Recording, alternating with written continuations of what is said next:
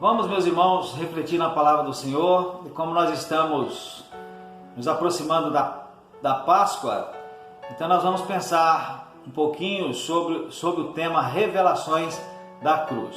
Eu quero que os irmãos acompanhem aí a leitura de Hebreus capítulo 12, versículo de número 2, que diz assim: olhando para Jesus, autor e consumador da fé, o qual pelo gozo que lhe estava proposto suportou a cruz, desprezando a afronta, e assentou-se à destra de Deus. Então, meus irmãos, está escrito aí, dentre outras coisas, que Jesus suportou a cruz. E o texto em si, meus irmãos, já traz alguns motivos pelos quais Jesus suportou a cruz. Diz aí, por exemplo, que pelo gozo que lhe estava proposto é que ele suportou a cruz, desprezando a afronta.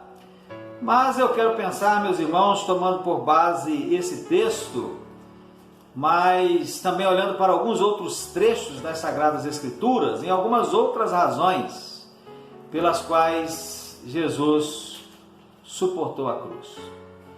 O que a cruz, ou o fato de Cristo ter suportado a cruz, nos revela? Vamos ver algumas coisas. A primeira coisa, meus irmãos, que a cruz, ou o fato de Cristo ter suportado a cruz nos revela, é o amor de Deus por nós, mesmo sendo nós pecadores. Não é assim, meus irmãos, que diz a palavra de Deus? Não é assim que nós lemos lá em Romanos capítulo 5, versículo 8, que Deus prova o seu amor para conosco, em que Cristo morreu por nós, sendo nós ainda pecadores. Então veja o que nós temos aí nesse texto. O texto diz, Romanos 5, 8, diz que Deus prova. O que significa isso?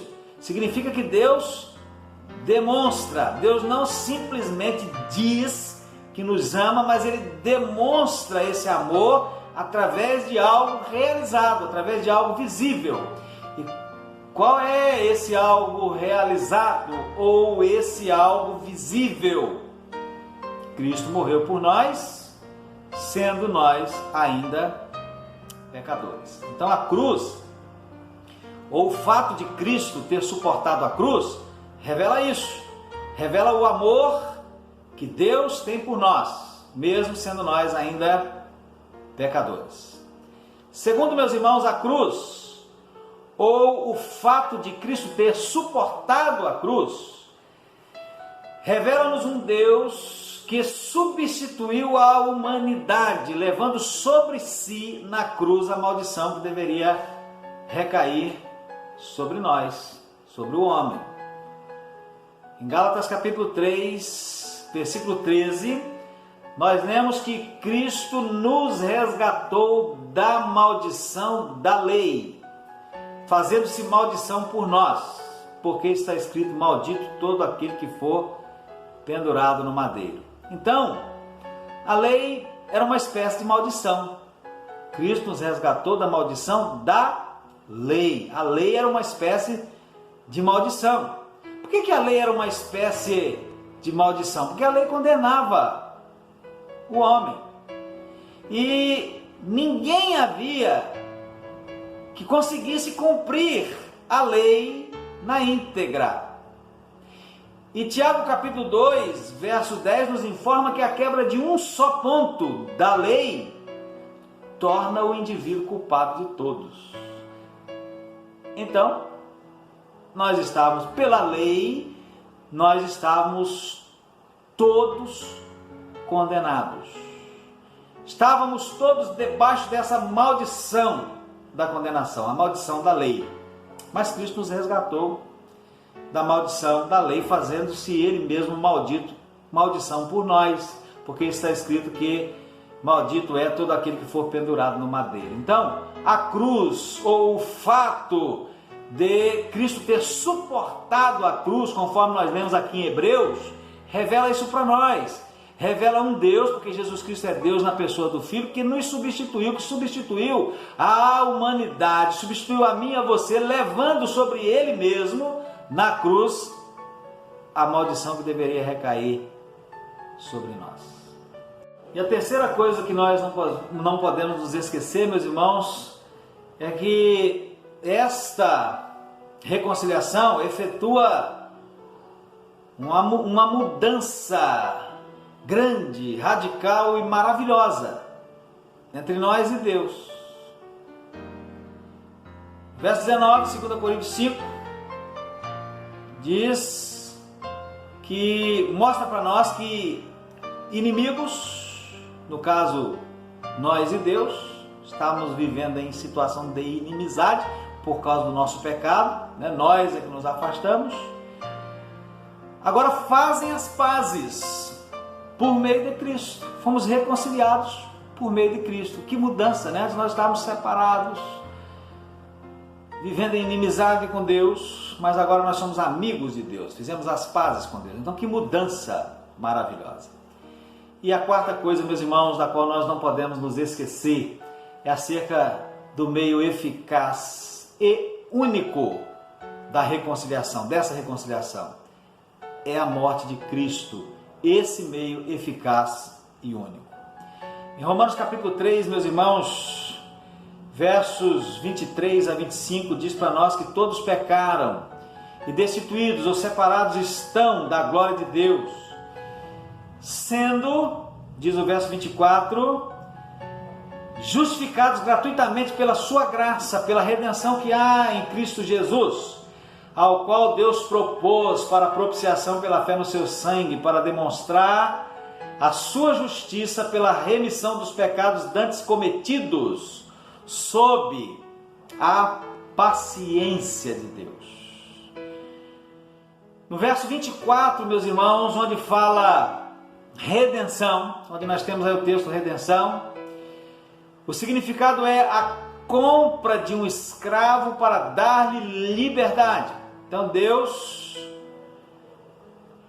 em Cristo, Ele nos redimiu, ou seja, Ele nos comprou. Éramos escravos do pecado, mas Ele nos comprou para nos dar liberdade. Agora nós vivemos na liberdade dos filhos de Deus.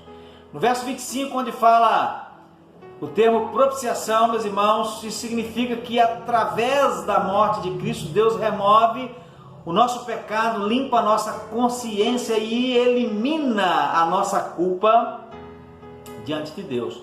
E tudo isso Ele fez por meio da morte do Senhor Jesus, o meio único e eficaz desta reconciliação. Então, meus irmãos, a cruz, ou o fato de Cristo ter suportado a cruz, revela isso. Revela um Deus que quer reconciliar consigo mesmo uma humanidade rebelde, uma humanidade perversa, uma humanidade pecadora.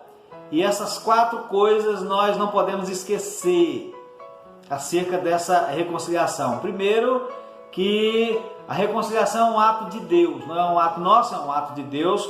O objetivo da reconciliação é o homem, somos nós.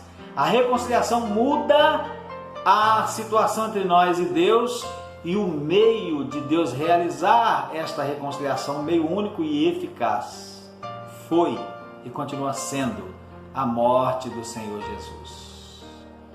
E depois disso, depois que nós somos reconciliados, o texto que lemos inicialmente, 2 Coríntios capítulo 5, verso 18, dizem que Deus então nos confiou.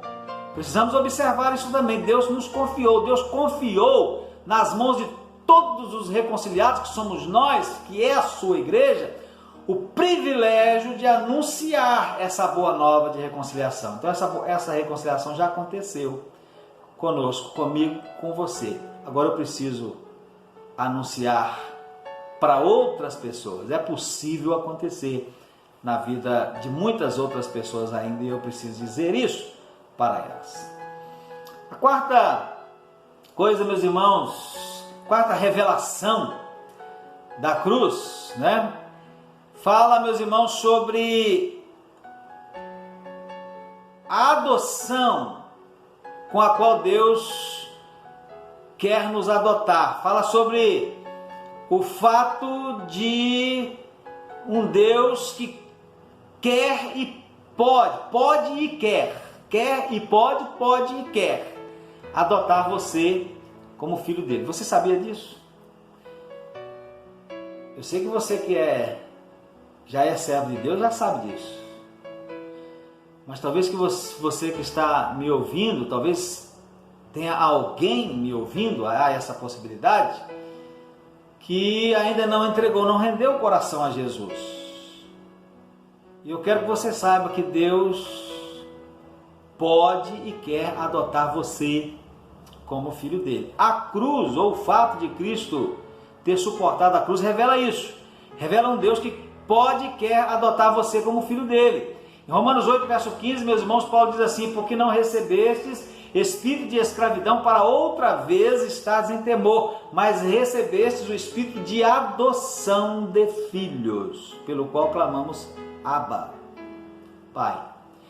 Em Gálatas 4, versos 4 a 6, nós vemos que, vindo a plenitude dos tempos, Deus enviou o seu Filho, nascido de mulher, nascido debaixo da lei, para remir os que estavam debaixo da lei, a fim de recebermos a adoção de filhos.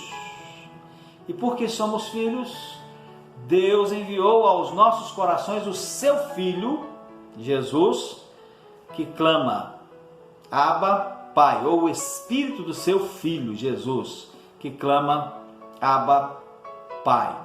Então Deus pode e quer nos adotar, quer adotar você como filho dele.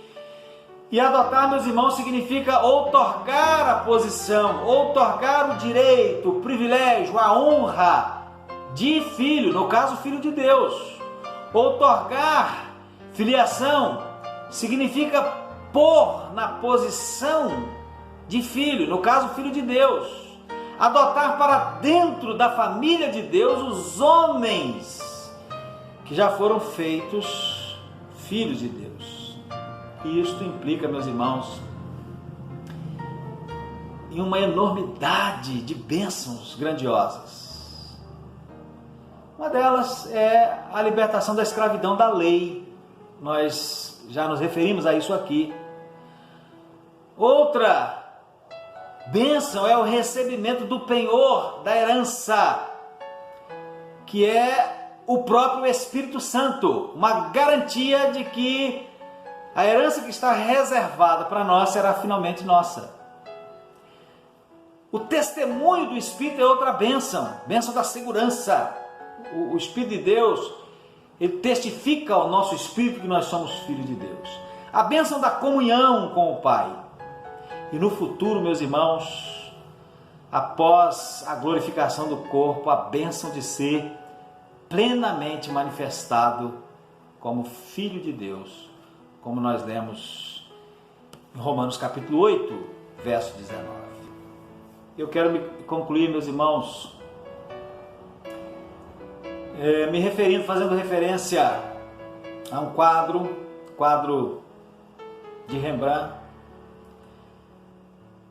É algo que a gente lê, né? Que os especialistas identificaram, que a gente lê, que a gente toma conhecimento. Então diz que no quadro de Rembrandt, quadro intitulado As Três Cruzes, disse que a atenção dos que observam,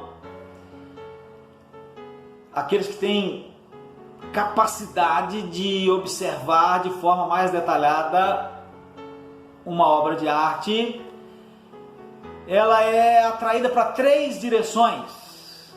Primeiro, a atenção é atraída para a cruz na qual o Senhor morreu. Em segundo lugar, a atenção é atraída para a multidão que está ali e as diversas expressões faciais e atitudes das pessoas que estão naquela multidão, que estão envolvidas na crucificação. E em terceiro, meus irmãos, a atenção é atraída para uma figura que está quase escondida entre as sombras. E quanto a essa última figura, Alguns entendidos da arte, alguns críticos da arte dizem que esta é a representação do próprio Rembrandt. Ali ele estava representando a ele mesmo, que se colocou ali por reconhecer que por causa dos seus pecados, ele também ajudou a pregar Jesus na cruz. Então ele se colocou também em meio àquela multidão que estava envolvida naquele ato de crucificação. Então, meus irmãos, quando nós nos lembrarmos da cruz, e agora nós estamos em tempo de nos lembrar da cruz, e quando então nós nos lembrarmos, quando você se lembrar da cruz, lembre-se de que Jesus morreu ali pelos seus pecados. E que, portanto, você também é culpado pela crucificação de Jesus. Mas lembre-se também de que, estando lá na cruz, Jesus fez uma oração ao Pai. E a oração foi: Pai, perdoa-lhes, porque eles não sabem o que fazem. Isso também inclui você, inclui a mim, inclui não só aquelas pessoas que estavam lá, inclui você, inclui a mim.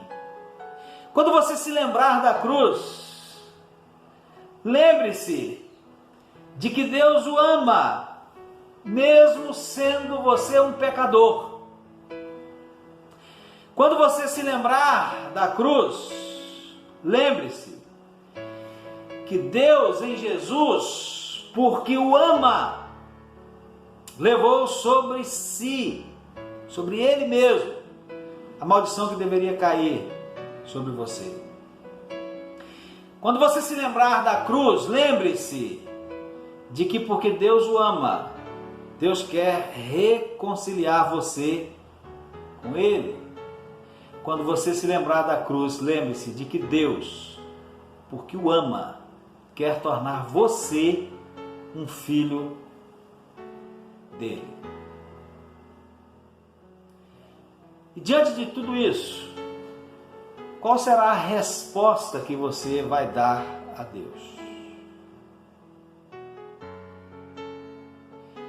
Você pode simplesmente terminar de ouvir esta mensagem, esta reflexão, e virar as costas e ir embora. Talvez de repente até considerando ela foi uma reflexão não muito boa, ou foi uma mensagem mais ou menos, ou foi uma mensagem boa. De repente tem alguém que até vai achar uma mensagem excelente.